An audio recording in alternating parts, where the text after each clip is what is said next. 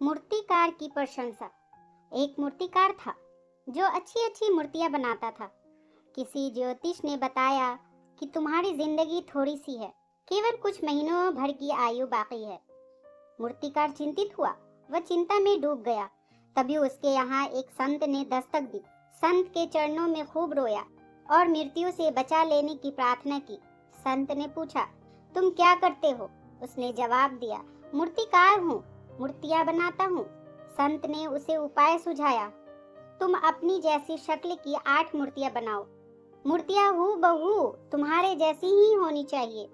तो जिस दिन मृत्यु की बात आए, उस दिन सबको एक से वस्त्र पहनाकर लाइन में खड़ा कर देना और इनके बीचों बीच में तुम स्वयं खड़े हो जाना, तथा जैसे ही यमदूत तुमको लेने आएंगे तो तुम 1 मिनट के लिए अपनी सांस रोक लेना।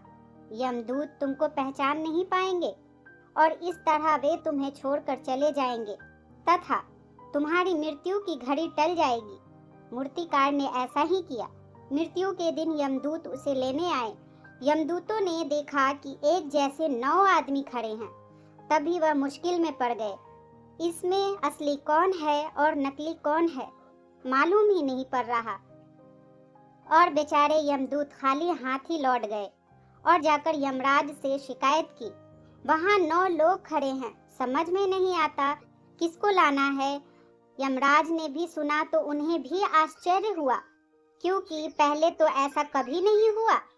यमराज ने सोचा, मृत्यु लोक में कोई नया ब्रह्मा पैदा हो गया है जो एक जैसे अनेक व्यक्ति बनाने लगा है।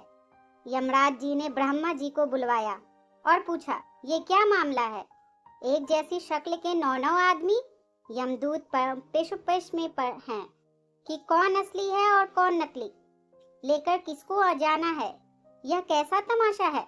ब्रह्मा जी ने देखा तो उनका भी सर चकराया। ब्रह्मा जी ने बोला, मैंने तो पृथ्वी पर एक जैसे 2 आदमी नहीं बनाए। लगता है सचमुच में कोई नया ब्रह्मा पैदा हो गया है जिसने एक जैसे 2 नहीं बल्कि 9 आदमी बना दिए हैं। ब्रह्मा जी बोले, मामला जटिल है, इसका निपटारा विष्णु जी कर सकते हैं। विष्णु जी को बुलाया गया। विष्णु जी ने सभी मूर्तियों की परिक्रमा की। उन्हें ध्यान से देखा तो असली बात समझ में आ गई। विष्णु जी ब्रह्मा जी से कहा, प्रभु, क्या कमाल की कला है, क्या सुंदर और सजीव मूर्तियां बनाई है। जिसने भी यह मूर्तियां बनाई है, अगर मुझे मिल जाए तो मैं स्वयं उसका अभिनंदन करूंगा, मैं स्वयं उसकी कला को पुरस्कृत करूंगा। विष्णु द्वारा इतनी प्रशंसा सुननी थी कि बीच की मूर्ति, जिसमें स्वयं मूर्तिकार था, बोल पड़ा, प्रभु, मैंने ही बनाई है, मैं ही मूर्तिकार हूँ। विष्णु जी ने उसका कान पकड़ा और कहा, चल निकल बाहर, हम तुझे ही खोज रहे थे। और यमदूत पकड़कर उसे अपने साथ ले गए। दोस्तों, आदमी प्रशंसा में बहक जाता है।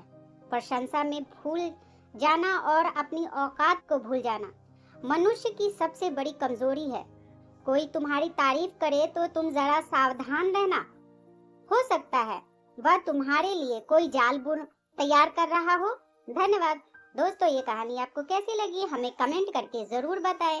इसका चैनल पर नए हैं तो प्लीज लाइक और सब्सक्राइब कर दें। इस कहानी को सुनने के लिए आपका धन्यवाद।